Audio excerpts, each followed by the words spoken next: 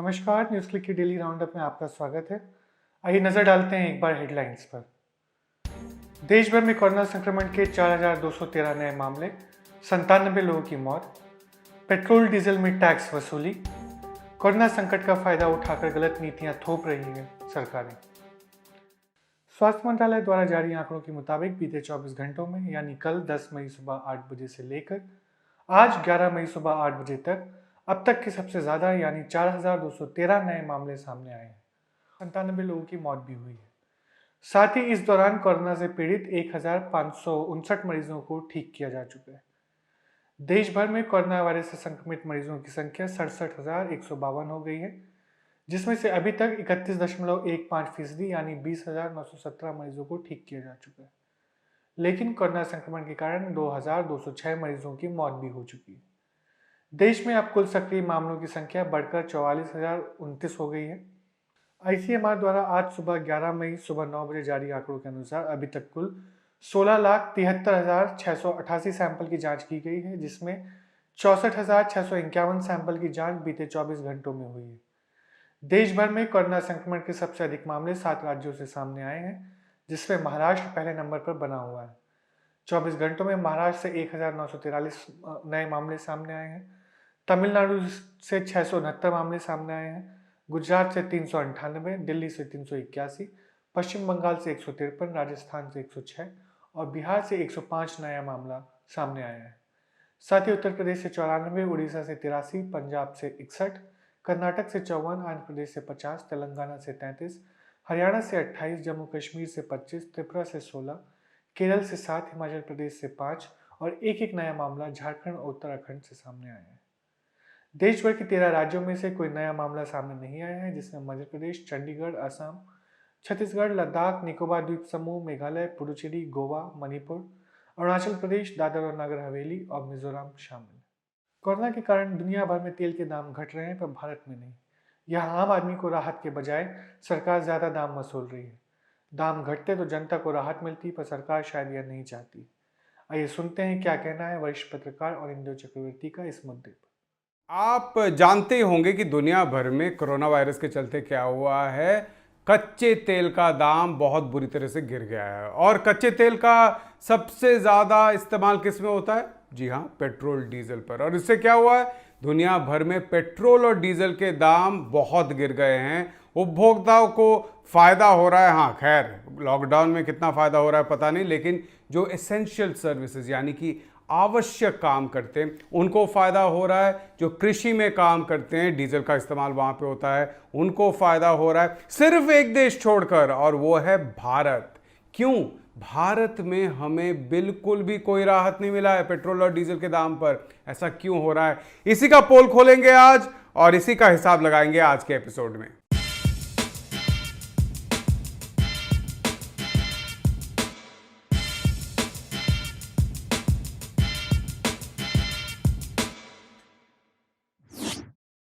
तो सबसे पहले तो हम समझ लेते हैं कि पेट्रोल के दाम तय कैसे किए जाते हैं। देखिए, कच्चा तेल तो सीधा आप गाड़ी में नहीं डाल सकते, आपकी गाड़ी नहीं चलेगी, खराब हो जाएगी।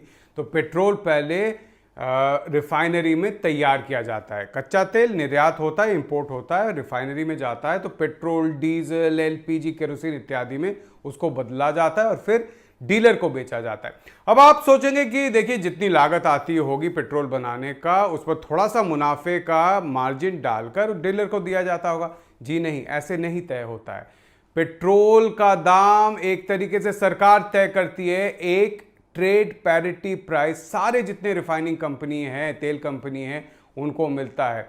यानी जो बाहर से अगर सीधा पेट्रोल इंपोर्ट किया जाता, 80% पेट्रोल का दाम भारत में उसी बेसिस पर तय किया जाता है, उसी रेट पे तय किया जाता है। और सिर्फ इंपोर्ट का नहीं, उस पर लगाया जाता है काल्पनिक कि कितना खर्चा होता जहाज में लाने का, इंश्योरेंस का कितना खर्चा होता, फिर उसको रिफाइनरी तक या डीलर तक लाने का जो फ्रेट का रेट होता है, ये सब, और एक कस्टम्स ड्यूटी डाला जाता है। ये सब काल्पनिक दाम लगाकर पेट्रोल का दाम तय होता है तेल के कंपनियों के लिए। तो आप सोच लीजिए, हम जानते हैं कि भारत में खर्चा कम है, मजदूरी कम दिया जाता है, चीज़ों के जो खरीदे जाते हैं उनके भी दाम कम हैं। तो शुरू में ही 10-20% लागत ज्यादा दिया जाता है, यानी कि मुनाफा ज्यादा मिलता है तेल कंपनियों को। ये डीलर तक पहुंचने से पहले की बात कर रहा हूं। अब आप सोचिए, डीलर तक पहुंचता है, डीलर अपना यानी कि पेट्रोल पंप का मालिक अपना एक उस पर कमीशन डालता है, डालना पड़ेगा, उनका भी खर्चा है, और उसके ऊपर टैक्स बैठता है। अब आप जानते हैं कि पेट्रोल डीजल पर अभी तक जीएसटी लगाया नहीं गया है, तो दो तरीके के टैक्स बैठते हैं इस पर। एक्साइज ड्यूटी जो कि केंद्र सरकार डालती है, और वैट जो कि हर एक राज्य में अलग अलग होता है, जिसके चलते कभी दिल्ली में अलग है, मुंबई में अलग है, कलकत्ता में अलग है। पेट्रोल का रेट हर जगह पे थोड़ा सा पेट्रोल का रेट अलग होता है, क्योंकि वैट अलग होता है उस पर हर राज्य का। अब आप सोचिए कि जीएसटी का हाईएस्ट रेट क्या है, 28%। हाँ, थोड़ा बहुत एक्साइज एक्स्ट्रा सेस वगैरह डाला जाता है सिगरेट वगैरह पे, लेकिन स्लैब सबसे ऊंचा है 28%। अब अगर 28% रेट से टैक्स जीएसटी पेट्रोल डीजल पर डाला जाए तो क्या दाम होगा? आज के डेट पर पेट्रोल का रिफाइनरी गेट प्राइस, यानी कि रिफाइनरी से डीलर तक पहुंचने वाला जो दाम है, वो दाम लगभग 18 रुपए है। डीलर कितना लेता है? डीलर लेता है लगभग 3.5 रुपए। तो अगर कोई भी टैक्स ना होता तो हम लोगों को पेट्रोल इस वक्त 21.5 रुपए में मिलता प्रति लीटर। लेकिन हाँ, टैक्स तो बैठना चाहिए, और अगर हम सोच लें कि 28% टैक्स जीएसटी का लग जाए तो कितना देना पड़ता हम लोगों को? 27.5 रुपए। फिर से बता रहा हूं मैं, 27.5 रुपए के आसपास देना पड़ता हम लोगों को 1 लीटर पेट्रोल, अगर 28% जीएसटी सरकार लेती तो। लेकिन हम देख कितना रहे हैं, एक बार देख लेते हैं। ये 6 मई का डेटा है, इसको थोड़ा डिटेल में देख लेते हैं। तो 6 मई का डेटा हमें कहता है कि हम लगभग 71 रुपए दे रहे हैं। दिल्ली में 71 रुपए से थोड़ा ज्यादा दे रहे हैं प्रति लीटर पेट्रोल पर, यानी उस पर टैक्स कितना है? लगभग 50 रुपए। केंद्र सरकार और राज्य सरकार दोनों मिलाकर लगभग 50 रुपए टैक्स हमसे वसूल रही है 1 लीटर पेट्रोल पर इस वक्त, यानी टैक्स का रेट हुआ 175%।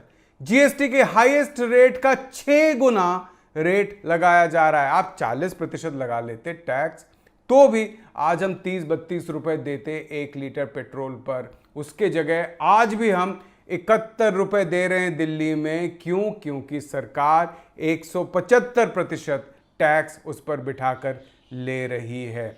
अब डीजल का देख लेते हैं। रिफाइनरी डीलर से लेता है लगभग 19 रुपए प्रति लीटर, इसमें रिफाइनरी का खर्चा है और साथ में थोड़ा सा फ्रेट है डीलर तक डीजल पहुंचाने का।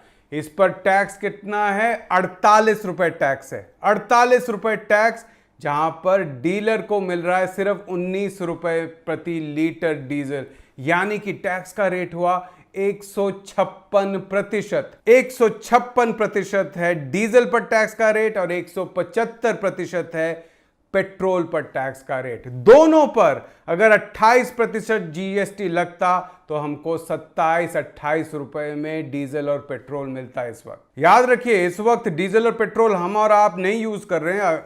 हो सकता है आपको ये आवश्यक, जिसको एसेंशियल सर्विस कहते हैं, उसमें काम करते हैं तो जरूर आपका भी खर्चा हो रहा होगा।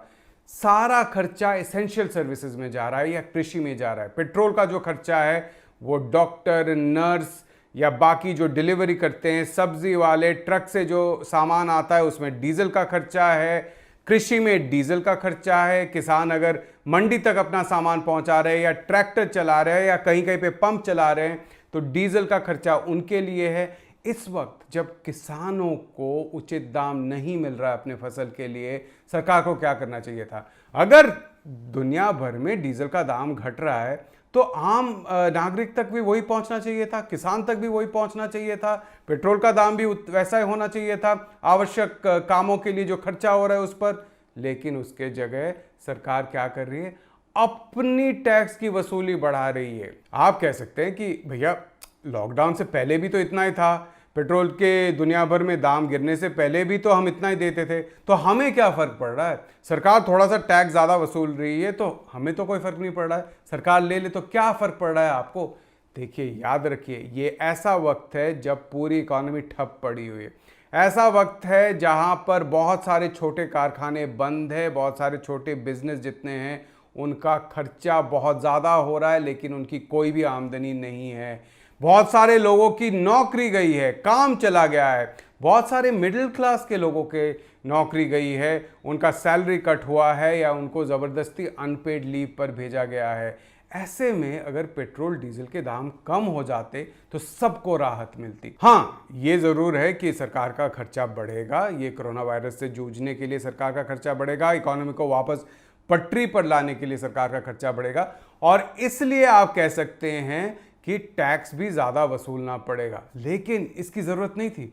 पेट्रोल डीजल पर आराम से आम नागरिक को राहत मिल सकती थी। सरकार राजकोषीय घाटा जो है उसको बढ़ा सकती थी, जैसे कि दुनिया भर के सरकार कर रहे हैं इस वक्त, सिर्फ मोदी सरकार नहीं कर रही है। तो एक चीज आप याद कीजिएगा कि कॉरपोरेट का जब टैक्स काटना होता है तो तुरंत मोदी सरकार सामने आ जाती है, लेकिन आम नागरिक के लिए टैक्स की छूट न देकर टैक्स वसूली करती है, ज्यादा बढ़ाती है। प्रवासी मजदूरों और अर्थव्यवस्था पर गहराते संकट पर वरिष्ठ पत्रकार भाषा सिंह ने बातचीत की जवाहरलाल नेहरू विश्वविद्यालय में अर्थशास्त्र के प्रोफेसर अतुल सूद से। प्रोफेसर सूद ने बताया कि सरकार कोरोना संकट का फायदा उठाकर मजदूरों का हक मार रही है। इसमें अर्थव्यवस्था पटरी पर नहीं आएगी। सरकार को इसके लिए निवेश करना होगा, जीडीपी का कुछ प्रतिशत खर्च करना होगा, लेकिन वह कर इसका उल्टे ही रही है। आइए सुनते हैं प्रोफेसर अतुल सूद को। मैं आपसे ये जानना चाह रही हूँ कि जैसे मान लीजिए अब जो पूरा माहौल बनाया जा रहा है और खास तौर से जिस तरह के कानूनों में ढील दी गई और इसके पक्ष में माहौल है कि डेवलपमेंट को वापस पटरी पे लाना है, इकोनॉमिक एक्टिविटी को वापस पटरी पे लाना है, इसलिए ये जो कानून है, जो मजदूरों के पक्ष वाले कानून है, इनकी अब जरूरत नहीं है।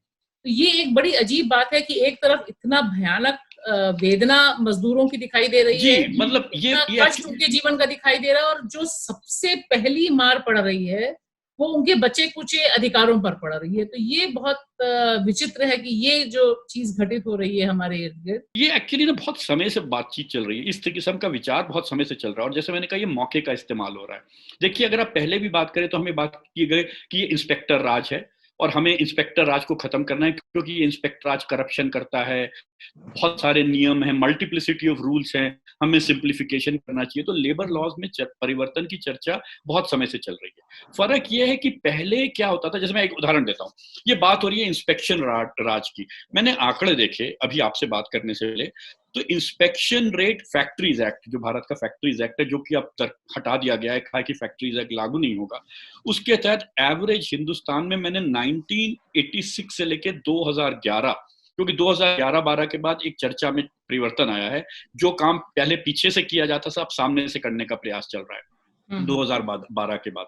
तो जो इंस्पेक्शन रेट है वो 63% था 86 में, 2011 में 13.4% हो गया, यानी केवल 13% फैक्ट्रीज के अंदर इंस्पेक्शन होता था। और हमें यह बताया जा रहा है कि आज सबसे बड़ी दिक्कत यह है कि इंस्पेक्टर राज इतना प्रभावशाली है, जिससे कि ये जो इंडस्ट्रियलिस्ट है, जो इन्वेस्टर है, जो निवेश करने वाला है, वो निवेश करने में डिसइंसेंटिवाइज होता है। उसको लगता है कि मुझे मुनाफा ही नहीं मिलेगा, क्योंकि मुझे तो इधर पैसा देना पड़ेगा, उधर पैसा देना पड़ेगा। और मध्य प्रदेश सरकार ने सबसे पहले इसको रफा दफा कर दिया। 13% की फैक्ट्री इंस्पेक्शन आपने बिना, जी नहीं, ये मध्य प्रदेश ने, मैं कह रहा हूं कि ये तो पहले ही आपने कर दिया था बिना नियम परिवर्तित किए। अब आप नियम भी परिवर्तित करना चाहते हैं, इसलिए मैं ये कह रहा हूं कि ये चर्चा बहुत समय से चल रही है।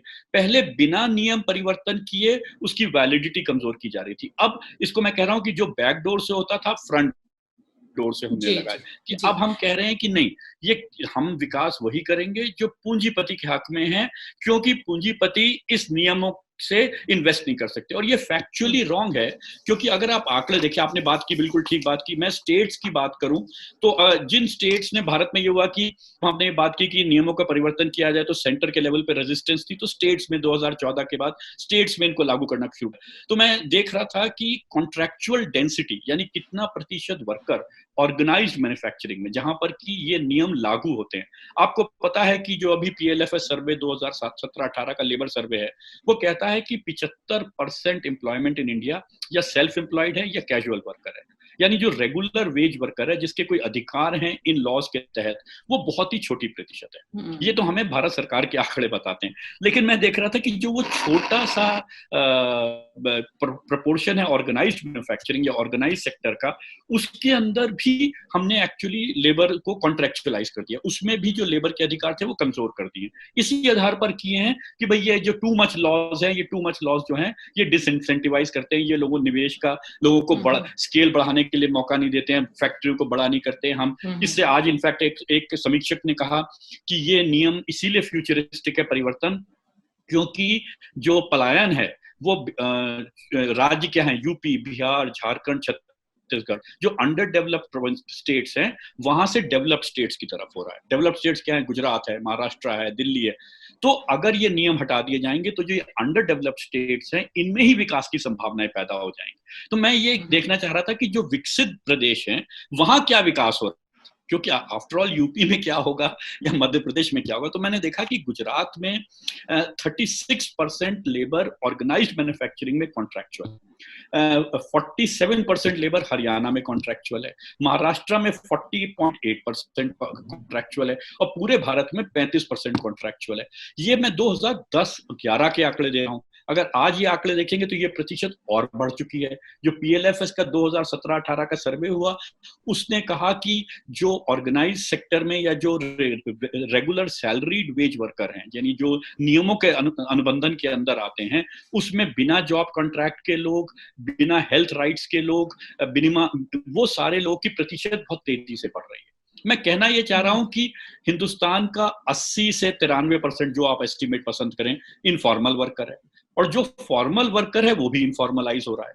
तो जो वर्कर है वो इन नियमों के होते हुए भी इतनी गंभीर परिस्थिति में है, जिसका हमने स्वरूप देखा कोविड के समय में कि उसके पास 2 दिन भी जिंदा रहने के लिए अपनी कोई भी पैसा नहीं था।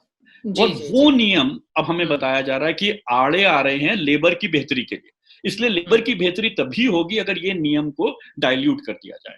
तो जहां इन्वेस्टर जा रहा था वहां लेबर के नियमों की धज्जियां उड़ी हुई हैं, और मुझे नहीं लगता कि भारत में किसी किस्म से भी निवेश की संभावनाओं को कमजोर किया है लेबर लॉज ने। अगर ऐसा होता तो इतना बड़ा इनफॉर्मल एम्प्लॉयमेंट क्यों होता, या मैं ये क्यों कह सकता था कि जैसे गुजरात में 88.6% ऑफ ऑर्गेनाइज्ड, यानी जो ऑर्गेनाइज्ड मैन्युफैक्चरिंग है उसमें वर्कर है जिसका कोई रिटन कॉन्ट्रैक्ट नहीं, जिनके पास कोई सोशल सिक्योरिटी नहीं है वो 74.8% है।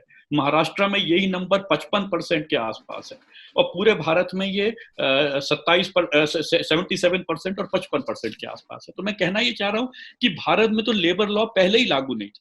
न्यूज़ क्लिक की डेली राउंडअप में बस इतना ही। इन सभी खबरों को और विस्तार में जानने के लिए आप जा सकते हैं न्यूज़ क्लिक की वेबसाइट पर। हमें फॉलो कीजिए ट्विटर, फेसबुक, इंस्टाग्राम पर, और सब्सक्राइब कीजिए यूट्यूब पर। देखते रहिए न्यूज़ क्लिक। धन्यवाद।